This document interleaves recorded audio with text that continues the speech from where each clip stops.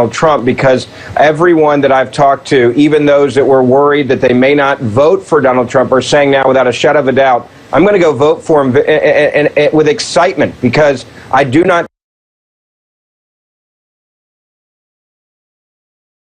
trust Hillary Clinton. I feel that she is above the law. I feel that she is corrupt. I feel that she's not honest. She's not trustworthy with the American people, and I just can't trust her to be president. I have not seen, and I've been critical of Donald Trump early on in this election, and even after he got the nomination, but I have not seen a united GOP like I have since Friday around noon, when this was exposed in the way that it was, and people said, this is enough, I got to go vote against her, I cannot allow her to become president. Okay, so with that said, how long of a lifespan do you think this GOP love fest has?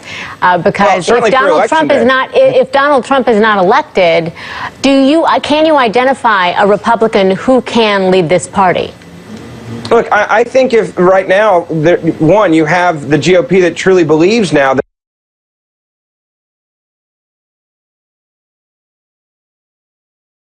is going to be the next president because of what has been exposed by Hillary Clinton, or even though she tried to do everything she could to make sure that the same team on this one, on corruption and on the fact that Hillary Clinton is above the law. I mean, you got to look at what most people see here. They see a woman who was not honest with the American people. Why did it take, let me ask you this, Ben, why did it take something like this? It seems like, I mean, even Hillary Clinton has come out and said, I think people made their minds up about my emails already.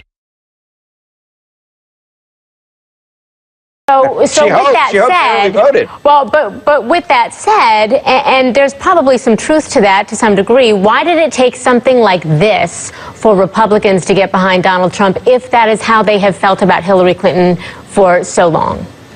Well, there was a splinter because you had a lot of people that did not like the way that Donald Trump said things and the way that he was not focused on issues, the way that he did not focus on some of the issues in the last month of the campaign. And so when you saw him struggling in the polls recently over the last couple of weeks with all the information that came out with that tape with Billy Bush, you had people that said, okay, I'm not excited right now. Look, excitement is everything going into Election Day. Not only do you have excitement now around the GOP, you have genuine anger towards Hillary Clinton that people believe is truly above the law. That's all you need going into this election. Donald Trump can be very smart with this, stay focused on this issue, talk about her trustworthiness. And remember, Hillary Clinton, an exit poll data in the Democratic primary, about 70+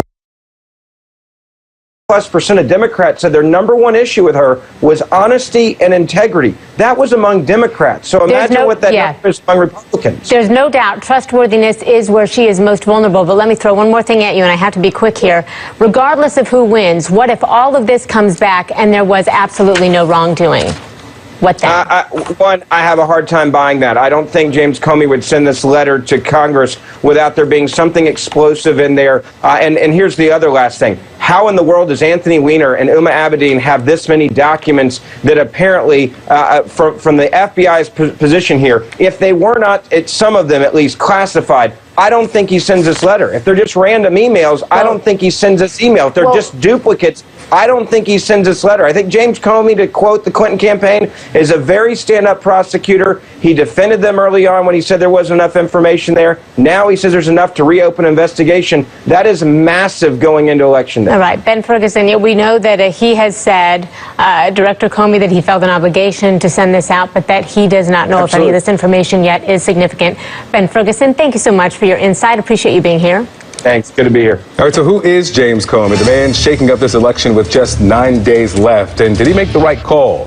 We'll take a look with our panel after the break.